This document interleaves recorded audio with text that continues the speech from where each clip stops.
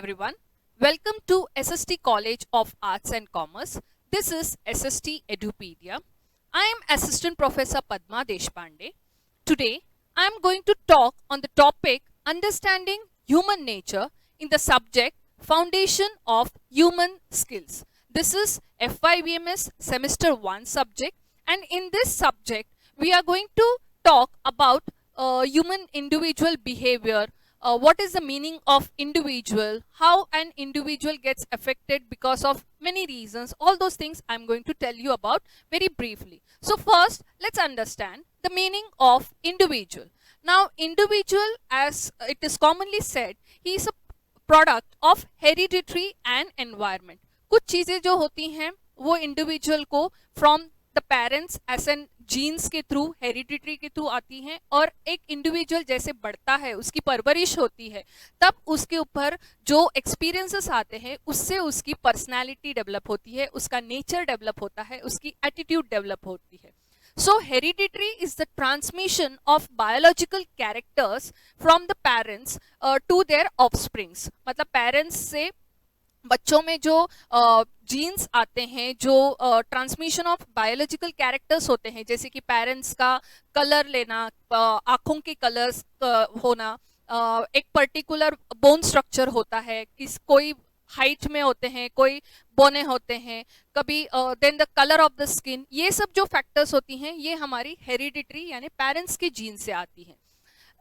Individual begins life when the mother conceives. इसमें क्या होता है, a male gamete and a female gamete का fusion होता है, and that is when a child starts developing in the womb of the mother. Usually एक जब एक fertilize होता है तो एक single life starts developing. Sometimes identical twins हो जाते हैं. इसमें क्या होता है, द फर्टिलाइज एग जो होता है वो 2 पार्ट्स में डिवाइड हो जाता है, एंड आइडेंटिकल ट्विंस यानी they will have the same characteristics यानी द फिजिकल अपीयरेंसेस, लाइक वो लोग दिखेंगे सेम टू सेम, उनके हाइट्स सेम होंगे, उनका जो फिजिकल अपीयरेंस जो होगा आइडेंटिकल ट्विंस में ये सेम टू सेम होता है. एंड फ्रेटर्नल ट्विंस जो होते हैं ये भी ट्विंस होते हैं जो बॉर्न एक ही टाइम में होते हैं, बट इनके जो फिजिकल एस्पेक्ट्स भी जो होती हैं ये अलग अलग होती हैं, इनके फिजिकल कैरेक्टरिस्टिक्स अलग अलग होती हैं. सो एक इंडिविजुअल में सबसे पहला इंपॉर्टेंट चीज होता है उसका जो इंटरनल स्ट्रक्चर जो बना होता है, it is due to the chromosomes. Now chromosomes are 46 in number and this is there in each cell of the body. So 23 chromosomes are received by the child from the father and another 23 are received from the mother. The chromosomes are the inherited pairs. ये arranged pairs होती हैं जो inherit होती हैं from both the sets of the parents. 22 chromosomes जो होती है, 22 pair of chromosomes जो होती हैं उसको ऑटोसोम्स कहा जाता है, एंड द 23rd पेयर जो होता है दैट डिटरमाइंस द जेंडर और the sex of the child. The sex of the child totally depends upon the father. Now, in case if there is some problem in the family, या फिर hereditary में कोई problem आता है, या sometimes क्या होता है कोई जीन्स के मिसमैच होने से, कुछ क्रोमोसोमल मिसमैच होने से बच्चे में कभी कभी कुछ एबनॉर्मलिटीज हो जाती हैं, जैसे कि डाउन सिंड्रोम होता है, टर्नर सिंड्रोम होते हैं, ऐसे अलग अलग टाइप्स ऑफ एबनॉर्मलिटीज होती हैं. सो इसका मेजर रीजन जो होता है वो क्रोमोसोम्स होता है. Second aspect is the genes. Now what are genes? Genes are basically arranged in pairs and ये भी हमको हमारे hereditary characteristics होती हैं, ये एक जनरेशन से दूसरे जनरेशन में आती हैं. अभी आपने काफ़ी टाइम सुना होगा कि कोई बोलते हैं कि इसकी जो आँखें हैं ना ये इसके दादा के जैसी हैं, या इसकी जो ऊंचाई है, ये जो हाइट जो है ये इसके किसी चाचा के या किसी के जैसे दिखता है. तो ये क्या होता है, this is the family genes. एक हर एक जनरेशन में ये जो पास ऑन होता है, कुछ फिजिकल अपीयरेंसेस, फिजिकल कैरेक्टरिस्टिक्स जो होती हैं ये हर जनरेशन में पास होता है. सो जीन्स जो होता है it is a combination of many factors. So ये हो गया एक इंसान का इंटरनल फैक्टर्स. इंटरनल फैक्टर्स में उसके क्रोमोसोम्स एंड उसके जीन्स बहुत प्ले करते हैं. उसका फिजिकल अपीयरेंस बनाने के लिए। दूसरा जो फैक्टर जो होता है जो इंडिविजुअल को अफेक्ट करता है वो होता है उसका environment. Environment plays a very important role in the development of an individual. Environment जो होता है उसको हम prenatal and postnatal environment ऐसे कहते हैं। अब प्री नेटल एनवायरनमेंट ये बर्थ ऑफ द चाइल्ड के पहले से होता है और इसमें भी काफ़ी सारे फैक्टर्स होती हैं, जैसे कि एक मदर का एज जो होता है, when a girl is young and if she conceives early, तो उनको काफ़ी सारी चीज़ें पता नहीं होती हैं, उनको अपने पर ध्यान रखने को नहीं आता है, she is not that mature to take the responsibility of a child. So क्या होता है, the age factor of the mother, if the mother is very late, if the mother conceives at a very late age also, that also becomes problematic because mother जो होती हैं वो बच्चे को उतना एक्टिवनेस नहीं होता है, वो बच्चे के ऊपर उतना ध्यान नहीं दे पाती हैं, काफ़ी सारी चीज़ें होती हैं। सो इसके लिए the age of the mother matters. Then the care that the mother has receive during her pregnancy, मतलब उनको अच्छा खाने को मिला है, मेंटली शी इज़ हैप्पी, वो स्ट्रेस फ्री हैं एंड रेगुलरली वो एक्सरसाइज करती हैं, मेडिटेशन करती हैं, ये सब एस्पेक्ट्स भी वो बच्चे के ऊपर बहुत इम्पैक्ट डालता है।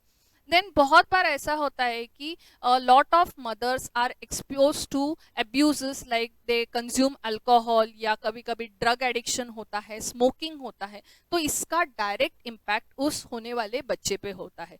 So all these factors comprises the prenatal environment. वैसे ही पोस्ट नेटल एनवायरमेंट होता है।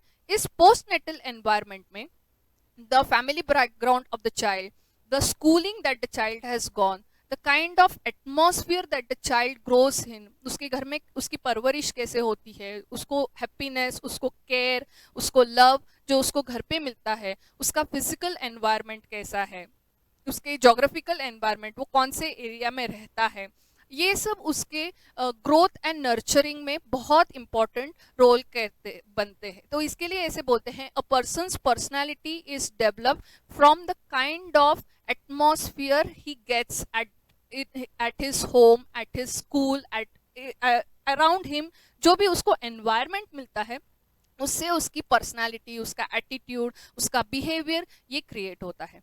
नाउ अ वेरी इंपॉर्टेंट एस्पेक्ट हमने हमेशा से सुना है, पर्सनालिटी। अब ये पर्सनालिटी होता क्या है? Personality is basically it is a Latin word which is derive from the Latin word persona.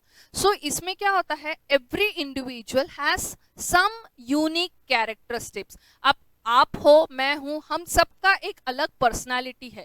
कोई लोग होते हैं वो बहुत एक्सट्रोवर्ट होते हैं, कोई होते हैं बहुत इंट्रोवर्ट होते हैं, तो हर किसी का पर्सनालिटी जो होता है ये अलग अलग होता है। और personality of an individual is form due to many characteristics, जिसको हम ट्रेट्स भी बोलते हैं, जैसे कि इंटेलिजेंस, वो पर्सन का स्वभाव कैसा है, कोई लोग होते हैं बहुत रिजर्व्ड होते हैं, कोई लोग होते हैं बहुत एक्साइटेड काइंड होते हैं।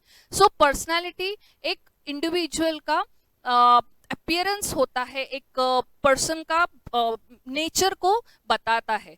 देर आर डिफरेंट थियरीज। अब इस पर्सनालिटी में भी बहुत सारे साइकोलॉजिस्ट हैं जिन्होंने बहुत सारे थियरीज सेटअप किए हुए हैं, जिसके बेसिस पे लोगों को डिफ्रेंशिएट किया जाता है, जिसमें लोगों को बाइफरकेट किया जाता है कि वो कौन से टाइप के पर्सनालिटीज हैं। तो ज़्यादातर करके साइकोलॉजी के वर्ल्ड में द बिग 5 मॉडल, इस मॉडल को यूज किया जाता है। यहाँ पे इंडिविजुअल के 5 डायमेंशंस, इंडिविजुअल पर्सनालिटी के 5 डायमेंशंस को रखकर इंडिविजुअल का पर्सनालिटी बताया गया है। The second aspect that matters for an individual is the attitude.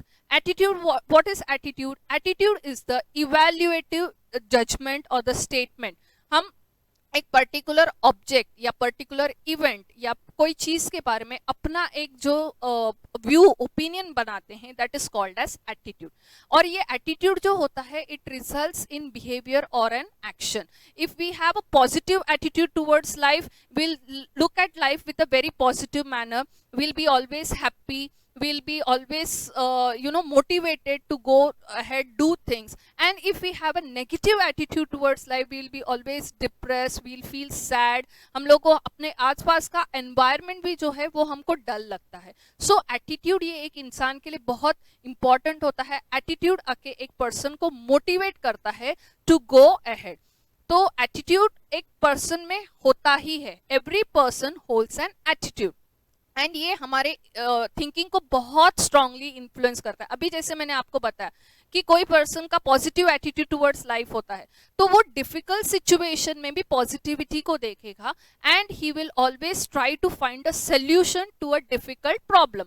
Whereas if a person has a negative attitude towards life, वो क्या होता है, वो डिप्रेशन में रहता है, उसमें सुसाइडल टेंडेंसीज हो सकती हैं, ऐसे बहुत सारे एस्पेक्ट्स होती हैं.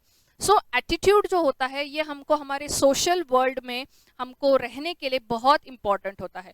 एंड एटीट्यूड में हमारा नॉलेज, हमारा मोटिवेशन, हमारा डिफेंसिव मैकेनिज्म जो होता है ये बहुत प्राइम रोल प्ले करता है. इसमें हम जिसको हम लोग बोलते हैं एक्सपीरियंस से इंडिविजुअल का एटीट्यूड जो होता है वो चेंज होते रहता है, वो बढ़ते रहता है, अलग अलग होते रहता है. और एटीट्यूड जो होता है ये हमेशा नए इंफॉर्मेशन के वजह से, नए इन्फ्लुएंस के वजह से चेंज होता है. कोई पर्सन ऐसे होता है कि he is into a depression mode, तो ऐसे टाइम पे वो पर्सन सैड है तो तभी उसको एक साइकोलॉजिस्ट के पास लेकर जाया जाता है, उसको साइकेट्रिक ट्रीटमेंट दी जाती है. उसका जो दृष्टिकोण जो होता है, चीज़ों को देखने का जो नजरिया होता है, लाइफ को देखने का जो परसेप्शन होता है, उसको चेंज किया जाता है, and he can be moulded, मतलब उसको उस डिप्रेशन से निकालकर एक नॉर्मल पॉजिटिव एटीट्यूड पे लाया जा सकता है. So attitude is that very important.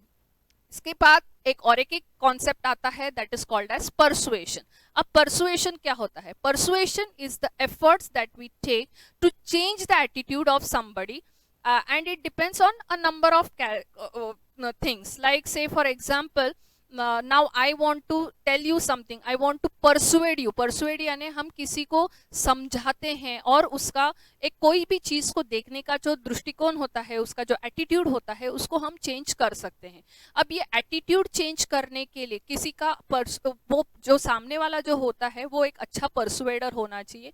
He should be a good communicator. उसमें the communicator should have emotions, and उसका मैसेज का जो इंटेंशन होता है ये बहुत इंपॉर्टेंट होता है किसी को भी परसुएड करने के लिए. बहुत बार ऐसे होता है कि कोई स्टूडेंट है वो कंफ्यूज है कि उसको कौन सा स्ट्रीम में सेलेक्ट करना है, उसको आर्ट्स लेना है, कॉमर्स लेना है, साइंस लेना है. तब ऐसे टाइम पे वो किसी की एडवाइस लेता है. जब सामने वाला उसको प्रॉपरली एडवाइस करता है और उसको एक पर्टिकुलर स्ट्रीम को सेलेक्ट करने के लिए परसुएड करता है, तब वो स्टूडेंट वो डिसीजन ले पाता है कि okay this line is much better for me करके. सो ये परसुएडर का अट्रैक्टिवनेस, उसका इंटेंशन क्या है, एंड उसकी क्रेडिबिलिटी क्या है, ये बहुत मायने रखती है. एक इंडिविजुअल के लिए अभी हम ये सब चीज़ों के बारे में क्यों बात कर रहे हैं, तो ये सब चीज़ें एक इंडिविजुअल के लिए ऑर्गेनाइजेशन में काम करते वक्त बहुत इंपॉर्टेंट होता है.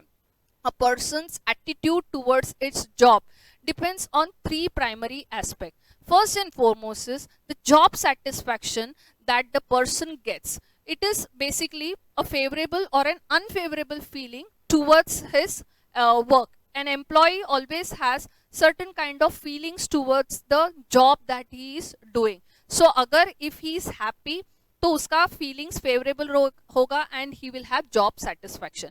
If he is unhappy then he will have negative या unfavorable feelings होंगे and he will not be satisfied with his job. He will think about changing his job. Then the second aspect is the job involvement. Job involvement basically is the degree of involvement. हमको कोई भी चीज़ अच्छा लगता है तो हम अपने आप को उसमें ज़्यादा इन्वॉल्व करते हैं. क्यों? क्योंकि वो खुद ही एक हमारे लिए मोटिवेशन बन जाता है, एक कमिटमेंट बन जाता है. And the third aspect is the commitment.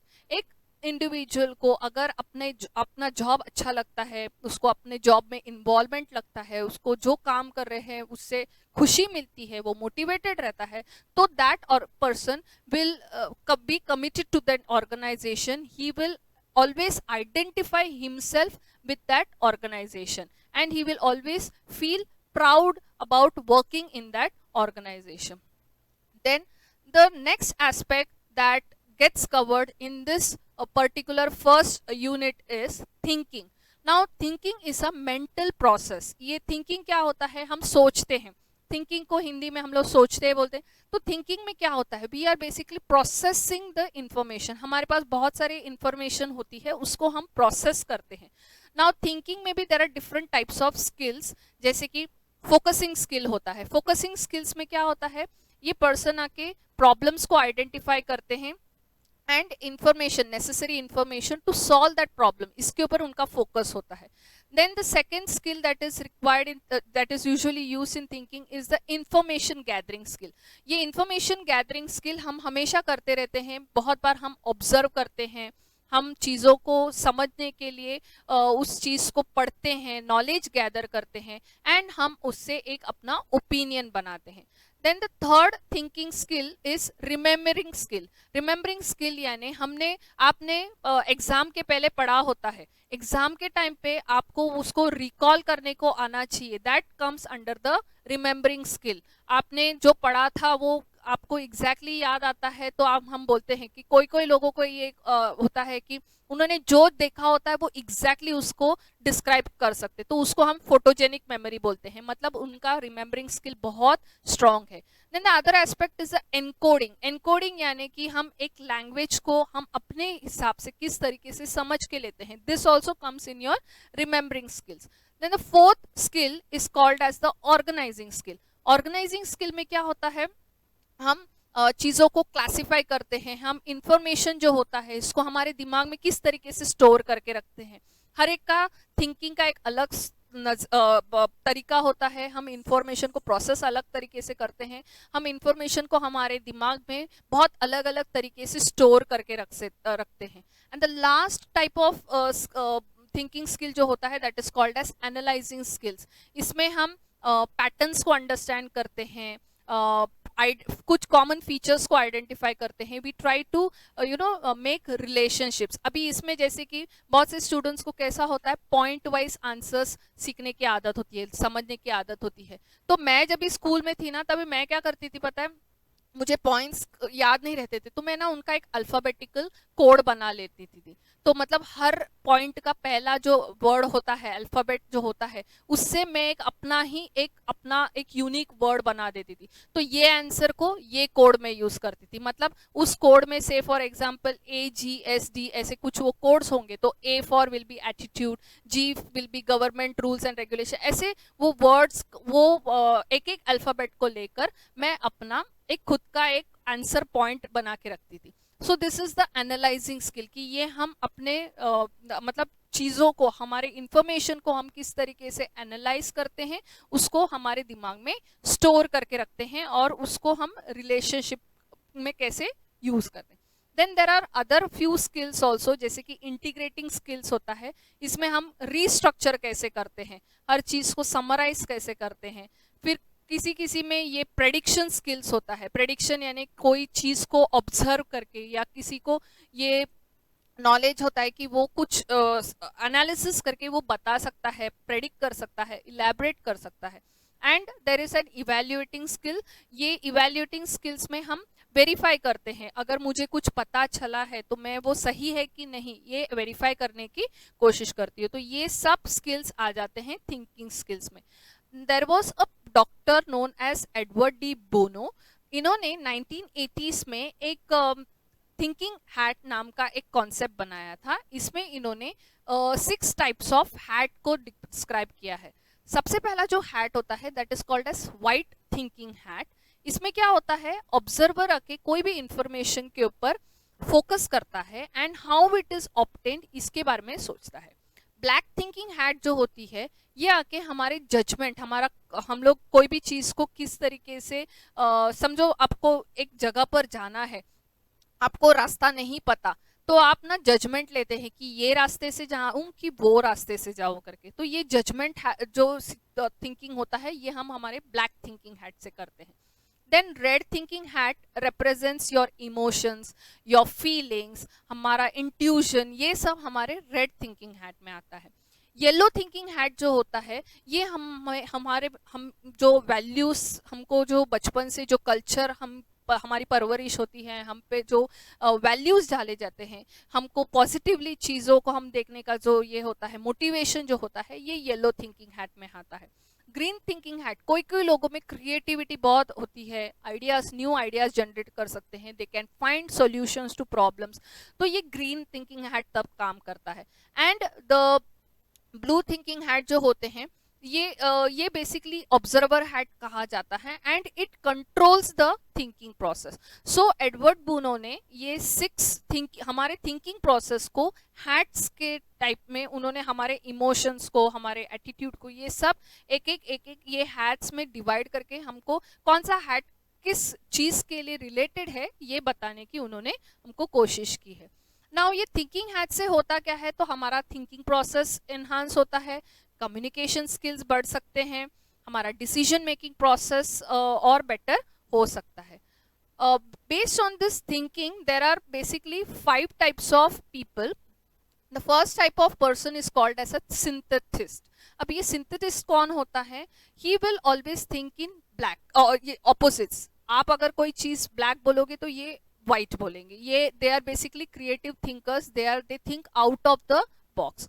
दूसरे जो थिंकर्स होते हैं दे आर रियलिस्ट, मतलब ये रिजल्ट ओरिएंटेड होते हैं, they want to fix a problem and move ahead. तीसरे टाइप ऑफ थिंकर्स होते हैं they are called as pragmatist. Pragmatist जो होते हैं ये शॉर्टकट्स के बारे में सोचते हैं, इनको लंबा चौड़ा रास्ता लेना इनको पसंद नहीं है, इनको शॉर्टकट्स लेके उसका जल्दी से सॉल्यूशन मिलना इतना ही उनका पर्पस होता है। Then there are analyst thinkers, ये जो होते हैं ये मेथोडिकली थिंक करते हैं, पॉइंट वाइज थिंक करते हैं, डिसीजन लेने के लिए टाइम लगाते हैं। एंड देर आर आइडियलिस्ट होते हैं, idealist are basically they have a broad view, इनके पास काफ़ी सारे अल्टरनेटिव सॉल्यूशंस होते हैं and their main purpose is कि हमको अपने गोल तक पहुंचना है, कोई भी रास्ता अपना, but we have to solve the problem and reach our goal. So ये इनको आइडियलिस्ट कहा जाता है। Now for a manager it is very important. अब why you must be thinking कि मैडम आप लोग को एटीट्यूड के बारे में बता रही हैं, परसुएशन के बारे में बता रही हैं, बिहेवियर के बारे में बता रही हैं, थिंकिंग के बारे में बता रही, ये सब मैं क्यों बता रही हूँ, क्योंकि इंडिविजुअल्स जो होते हैं ये ऑर्गेनाइजेशंस में काम करते हैं एंड ऑर्गेनाइजेशंस में जब इंडिविजुअल्स होते हैं ये अलग अलग नेचर के होते हैं, तो एक मैनेजर को he has to deal with different types of people, organization has to deal with different mindset of people, तो इसके लिए उनको मैनेजरल स्किल्स होती हैं और ये मैनेजरल स्किल्स में प्लानिंग आ जाता है, कॉन्सेप्चुअल स्किल्स यानी आपने जो नॉलेज गेन किया हुआ रहता है through your education, then your decision making skills, एक टेक्निकल स्किल्स क्या होती हैं, लीडरशिप स्किल्स, सुपरवाइजरी स्किल्स। एक अच्छे मैनेजर होने के लिए एक पर्सन को कभी भी जब लीडरशिप रोल लेना होता है, when he wants to become get to an authoritative role, he should be having these types of different skills. एक बहुत और एक इंटरेस्टिंग टॉपिक है that is called as learning. अब लर्निंग क्या होता है, लर्निंग जो होता है ये हमारा परमानेंट चेंज इन बिहेवियर होता है। जब बच्चा छोटा होता है, जब उसे कुछ नहीं आता है तो वो टोटली अपने पेरेंट पे डिपेंड होता है for eating, sleeping, everything. But जैसे जैसे वो बड़ा होता है वो छोटी छोटी चीज़ें सीखता है। वो पहले क्या होता है, बच्चा जब भी चलने लगता है तो वो क्या होता है, बहुत बार लड़खड़ाता है, गिरता है, बट बार बार गिरने के बाद भी वो फाइनली वो सक्सेसफुल होता है एंड वो स्टार्ट करता है वॉक करने को। जैसे ही वो वॉक करने को स्टार्ट करता है वो रेंगना छोड़ देता है, क्योंकि अब उसको पता चल गया है, he has learned that he can walk. So learning से क्या होता है, हमारे बिहेवियर में एक परमानेंट चेंज हो जाता है और ये हमारे लाइफ में थ्रू आउट होते रहता है। अब इसमें भी बहुत सारे थियोरीज है, क्लासिकल कंडीशनिंग थियोरी है, ऑपरेंट कंडीशनिंग थियोरी है एंड सोशल लर्निंग थियोरीज है। इसके बारे में हम लोग डिटेल में हम लोग अपने आगे वाले जो आने वाले चैप्टर्स होंगे उसमें हम लोग करेंगे। The last concept of this unit is known as intelligence. So intelligence is the capacity, हम लोग का जो इंटेलिजेंस जो होता है ये बहुत सारे एस्पेक्ट्स पे डिपेंड करता है। हमारा वर्बल कम्युनिकेशन, हमारा न्यूमेरिकल एबिलिटी, कोई लोग होते हैं जो मैथमेटिक्स में बहुत फास्ट होते हैं, हमारे रीजनिंग स्किल्स जो होती है, कोई कोई लोग वर्ड फ्लुएंसी में बहुत अच्छे होते हैं. Now I am talking to you in English, immediately मैं आपसे हिंदी में भी बात कर सकती हूँ आणि मी मराठीतही तुमच्याबरोबर बोलू शकते. This is the fluency that we have with the language. मतलब कि हम जंप कर सकते हैं. कोई कोई लोगों की मेमोरी, जैसे मैंने थोड़ी देर पहले बताया कि फोटोजेनिक मेमोरी होता है, तो इसमें क्या होता है, थिंग्स कैन बी रिकॉल्ड. और कुछ स्पेशल रिलेशंस होते हैं, स्पेशल रिलेशंस इसको कहा जाता है. इसमें कुछ कोई लोगों में कुछ स्पेशल चीजें होती हैं जो बहुत कम लोगों में होती है. Like some people have the intuition, बहुत उनका इंट्यूजन बहुत स्ट्रांग होता है, वो आगे क्या होने वाला है उसके बारे में बोल सकते हैं या कुछ प्रेडिक्शंस कर सकते हैं. So this comes under the special skills. Now there are एक इंडिविजुअल का आईक्यू या इंटेलिजेंस क्वेश्चन जिसको बोलते हैं, इसको टेस्ट करने के बहुत सारे मेथड्स होते हैं. बाइनेट्स इंटेलिजेंस टेस्ट, ये मोस्ट कॉमनली यूज किया जाता है. वेस्लर्स टेस्ट होता है, स्टैनफोर्ड बाइनेट्स टेस्ट होते हैं. इससे बेसिकली एक पर्सन की आईक्यू कितनी होती है, एक पर्टिकुलर पर्सन की एज में उसका इंटेलिजेंस कैसे होना चाहिए, ये तय किया जाता है. से फॉर एग्जांपल एक 8 साल का बच्चा है और वो आके 6 साल के बच्चे के जैसे अगर उसकी इंटेलिजेंस होगी, इसमें क्या होता है, कुछ सेट ऑफ क्वेश्चंस होते हैं, वो कुछ एक्टिविटीज होती हैं, इसके बेस पे उसके इंटेलिजेंस को टेस्ट किया जाता है. 8 साल का बच्चा अगर 6 साल के बच्चे का काम कर रहा है तो उसका इंटेलिजेंस बिलो एवरेज है. अगर वो 8 साल का बच्चा 8 साल के हिसाब से ही वो काम करता है, he is able to do his things, then he is an average intelligence person.